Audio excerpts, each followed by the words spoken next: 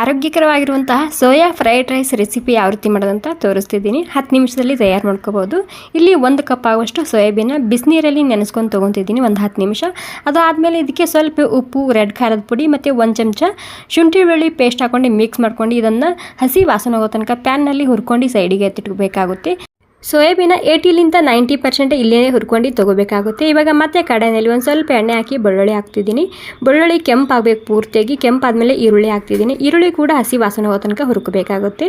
ಹುರ್ಕೊಂಡಾದ್ಮೇಲೆ cabbage, capsicum, carrot ಮತ್ತು ರುಚಿಗೆ ತಕ್ಕಷ್ಟು ಉಪ್ಪು ಹಾಕ್ಕೊಂಡು ಹೈ ಫ್ಲೇಮ್ದಲ್ಲಿ ತರಕಾರಿ ಒಂದು 2 ನಿಮಿಷ ಹಸಿ ವಾಸನೆ ಹೋಗೋ ತನಕ ಹುರ್ಕೋಬೇಕಾಗುತ್ತೆ. ಹುರ್ಕೊಂಡಾದ್ಮೇಲೆ ಇದಕ್ಕೆ ಒಂದು 3 ಕಪ್ ಆಗುವಷ್ಟು ಅನ್ನ ಹಾಕ್ಕೊತಿದ್ದೀನಿ ಮತ್ತು 1 ಚಮಚ ರೆಡ್ ಚಿಲ್ಲಿ ಸಾಸ್ ಹಾಕ್ತಿದ್ದೀನಿ ಮತ್ತು 1 ಚಮಚ ಆಗುವಷ್ಟು ಪೆಪ್ಪರ್ ಪೌಡರ್ ಹಾಕ್ತಿದ್ದೀನಿ, ಸ್ವಲ್ಪ ಕೊತ್ತಂಬರಿ ಸೊಪ್ಪು ಮತ್ತು 3 ಚಮಚ ಆಗುವಷ್ಟು ಸೋಯಾ ಸಾಸ್ ಹಾಕ್ಕೊತಿದ್ದೀನಿ.